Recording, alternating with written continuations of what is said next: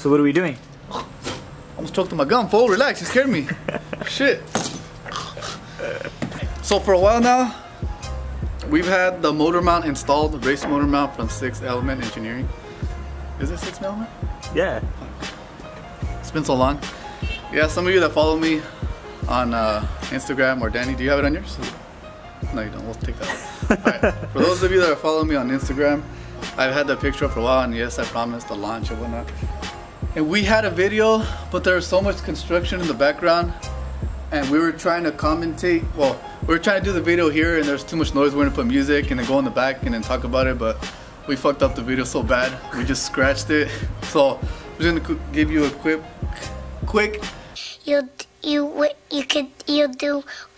You want description on what you need to do to take it off and put the new one on and whatnot, and then we'll do some launches, and then I'll give you my review, and Danny will give you his review if he notices anything as well.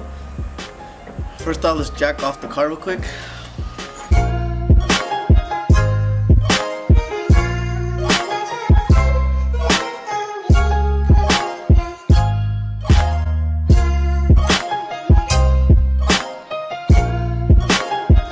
If any of y'all don't know what stiff suspension does to your car, that's what it does. Not much of a wheel gap when you lift it up. So when you look on this side, it's off the ground with the other wheel, which isn't even lifted up that much. And it's pretty much the same height on both of them. Does that make any sense? Yeah. There's gonna be 2 bolts on each side, which is gonna be back here, right there, and right there. But with the new motor mount, you see that bolt that's hooked up right there, that goes that way? That you do have to tighten as well. On the OEM, it's all one piece.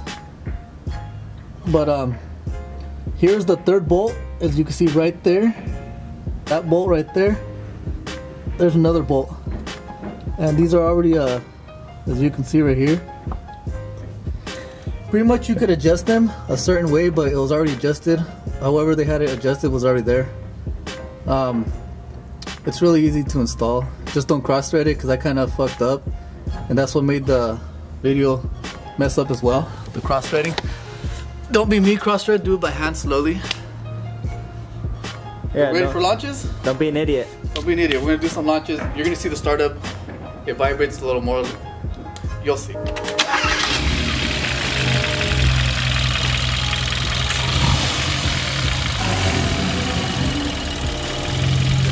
So for any of you guys wondering what a motor mount does. Motor. You said mortar. Do it again. So any of you guys wondering what a motor mount does, all it pretty much does is make the engine mount stiffer, which if you're ever driving, taking corners, the laws of physics, the engine is gonna move towards the opposite direction of what you're turning. So what a stiffer mount does is hold the engine in place so it actually pulls with your car, improving handling. But the only downfall with that is excess vibrations in the cabin. It's not a big deal, but cold starts are a little crazier, and if you have the AC on, yeah, as you can tell, it vibrates a lot more. Here's 2. Of course, the louder it gets, or the higher the AC, the more vibration it gets. And then here's a slight little rev, just a 1K.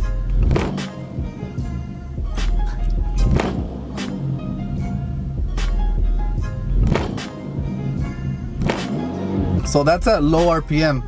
Higher RPM, you don't notice much of vibration, because I mean, it's higher RPM, it's not gonna matter. It's just the low RPM. There is a little winding when you're taking off in like 1st and 2nd, sometimes 3rd, you can hear a little whine, which sounds like a supercharger, but it's not. If you do decide to get this mod, just know that is normal. I did hit up 6th Element to see if that was normal, and they told me yes. It's just the transmission. So right now we're just gonna be doing pulls and seeing if it really makes a difference. Oh, what the fuck is this? I took your plant, fool. Fucking. Your exhaust is louder. Wait. Such a nice car. It might sound like your exhaust is louder, but all you hear is the vibration inside the car, like just the dashboard, anything that's in here, pretty much the door panels, you'll be able to hear it. I guess that'll be a downfall for most of you, which you might not get the race version. There's two versions, the street and the race. I got the race. Sometimes it might get annoying in the morning because, of course, the low RPM when I'm trying to get into first and whatnot, it vibrates like crazy, especially on, like I said, cold start. I don't know if you heard in the video the whine, but we're gonna do a pull, and I'm gonna try to launch it, see if I could get it at the right RPM, because now it's completely different. Before, I'd be able to launch it at about 3,000-ish before I got the wheel hop. Now that pretty much I have no wheel hop, I could launch it higher, but the tires do spin. They will spin a lot more than before. Let's get started.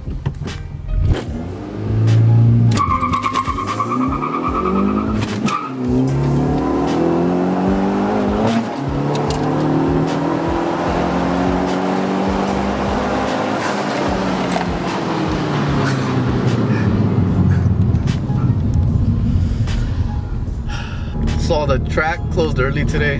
We couldn't get any burnouts, any more runs, any more pulls. But I honestly believe this is probably one of the best mods I've ever done.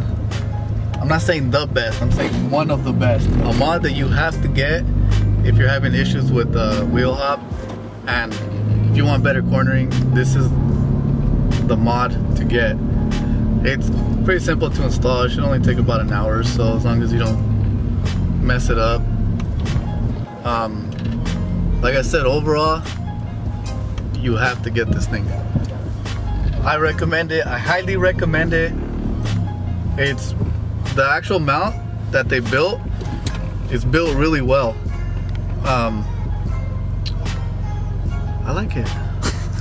What do you think? My take on it is I would recommend it for someone who's into the track type builds, but if you're gonna be dailying this thing and you don't like vibrations, you don't like loud exhaust noise and stuff like that, I wouldn't recommend it.